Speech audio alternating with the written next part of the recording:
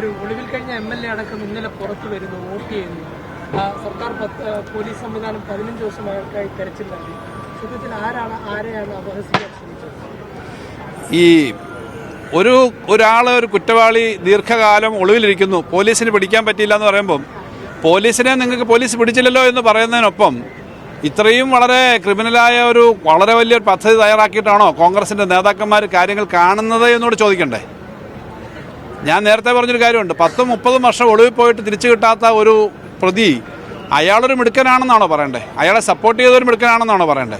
സിസ്റ്റവും നിയമവും അടക്കമുള്ള കാര്യങ്ങൾ അവർ നോക്കട്ടെ. പക്ഷേ അങ്ങനെ കുറച്ചു കാലം ആരുടെയും മുന്നിൽ കിട്ടാതെ ഒളിവിലായിരുന്നു എന്ന് പറയുന്നതല്ല.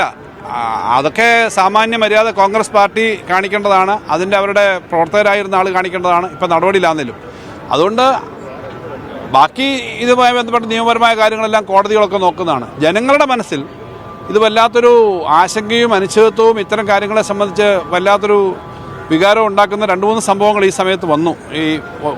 ഒന്നൊരു വിധി, നമ്മുടെ അതിജീവിത 2 കേസിലും അതിജീവിതയുടെ പ്രശ്നമാണല്ലോ, അതുപോലുള്ള കാര്യങ്ങളിലൊക്കെ വന്നേക്കുന്നത് ജനങ്ങളുടെ മനസ്സിൽ ഇത് ന്യായമായിട്ടാണോ ഇത്തരം കാര്യങ്ങൾക്ക് നീതി കിട്ടുമോ തുടങ്ങിയ ആശങ്കയുണ്ട്. അത് കേരള സമൂഹത്തിൻ്റെ മുന്നിൽ വല്ലാത്ത വിഷമമായി നിൽക്കുകയാണ്. അത് സംബന്ധിച്ച് കോടതിയും നിയമവും നടപടികളൊക്കെ ഉണ്ടാവുമെന്ന് ഞാൻ പ്രതീക്ഷിക്കുന്നു. അതുകൊണ്ട് ഇത്രയും ദിവസം ഒരാൾ ആരും കാണാതെ ഒളിവിൽ താമസിച്ചു എന്നുള്ളതല്ല പ്രധാനം, അങ്ങനെ ചെയ്യുന്നു എന്നുള്ളതിന് ഒരവസ്ഥ ഉണ്ടാവുന്നു. ഉത്തരവാദിത്തപ്പെട്ട രാഷ്ട്രീയ പാർട്ടിയുടെ പ്രവർത്തകരൊക്കെയാണല്ലോ ഇത്. ആരായാലും ഇത്തരം കാര്യങ്ങൾ ഉണ്ടാവാൻ പാടില്ല.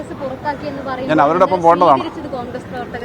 അല്ല, അദ്ദേഹം പറഞ്ഞത് പിന്നെ പടക്കവും വെടിക്കെട്ടും ഇല്ലാന്നൊഴിച്ച് ബാക്കിയെല്ലാം ഉണ്ടായിരുന്നാണ് ഞാൻ മനസ്സിലാക്കുന്നത് പത്രത്തിൽ നിന്ന്. ഈ ബൊക്കെയൊക്കെ കൊടുത്ത് സ്വീകരിക്കുകയൊക്കെ ചെയ്യുന്നുണ്ട്. ഞാൻ പറഞ്ഞത് ഇതൊക്കെ ഒരു സമൂഹത്തിനോടുള്ള വെല്ലുവിളിയാണ്. ഇത്തരം കാര്യങ്ങളിൽ എല്ലാവരും ഉത്തരവാദിത്തപ്പെട്ട രാഷ്ട്രീയ പ്രസ്ഥാനങ്ങളെല്ലാം കാണിക്കേണ്ട ചില മര്യാദകളുണ്ട്. അതെല്ലാവർക്കും അറിയാവുന്നതാണ് എന്നാണ് ഞാൻ കരുതുന്നത്.